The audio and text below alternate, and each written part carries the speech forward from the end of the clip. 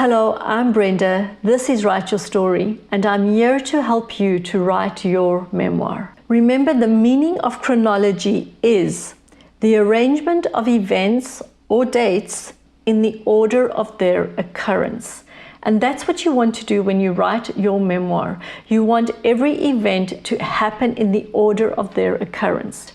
But what if you choose a time frame in your memoir that is constricted? 5 years or 22 months like my memoir. How then do we deal with this chronology and then also tell the reader all that they need to know, the backstory of our lives, in order to understand the current timeline of our story? And of course, we tell the backstory through flashback. And that now helps us to maintain chronological order in our memoir.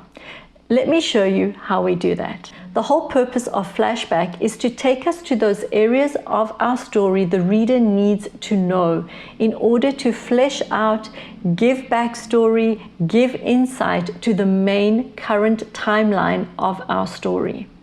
And so there are a few key things we need to know about flashback. First, flashback takes us out of the current storyline.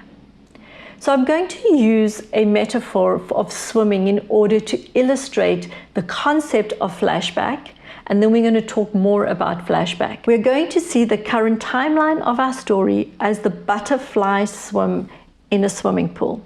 Right here we have the powerful story that is pummeling along, telling everybody we need to tell them about this time frame in our life and what it taught us. But now, in order to give that backstory, in order to tell them a little bit more, we need to actually stop that story. We need to now take a dive. We dive down into the water and we take a break from the current storyline. We then decide how deep we want to dive. Is it a deep dive or a shallow dive? We keep the reader under the water for as long as it takes to give them the backstory that we need to tell them, and then we have to bring them back up to the surface, which means we have to bring them back up into the current timeline of our story. And then when we bring them back up to the surface, we continue with our butterfly stroke. We continue with our main story. So do you see that concept of the main story pummeling along, the main story moving along? And then we take a break. We dip under the water, we go underneath for as long as we need to, as deeply as we need to, and we come back up to the main story. And when we're under the water for that period, there are things we need to know about flashback. The first one is your flashback needs to deal with one event or one aspect. Don't give us a flashback that now goes on forever and ever, because by the time we get back up to the surface of the water and the story, we're going to forget that that was actually the main line of your story because we got so caught up in the flashback. We want one flashback to deal with one event or one aspect, even one theme.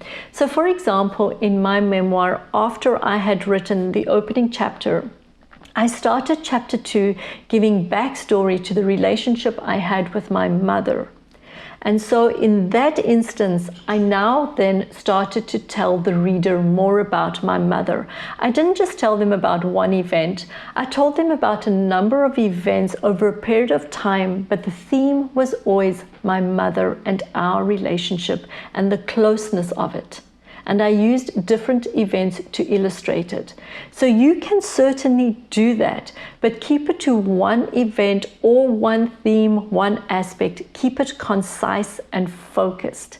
Once you've done that, use transition to actually get us into the backstory, into the flashback, and use transition to get us back out. That's another key element to keep in mind. Transitions. If you haven't yet seen my videos on transitions, I have 3 of them to help you to know how to use transitions, and that's what you need for your flashback. Let your flashback be related to what you're talking about in your main story. Don't use it as an excuse to go off on some other little storyline that you find interesting. Keep it really focused on what is actually going to feed and uphold and add flesh and detail to the main line of your story, which has been happening above the surface, and we've now just dipped below the surface. Your flashbacks don't have to be chronological. Your main line of your story does, but your flashbacks don't necessarily have to be chronological. They can be theme focused, and so therefore they wouldn't then be chronological.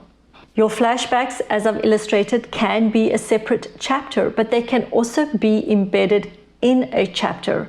It depends on how deeply you want to take us under the water, how much you have to tell us, and how long you want to keep us there.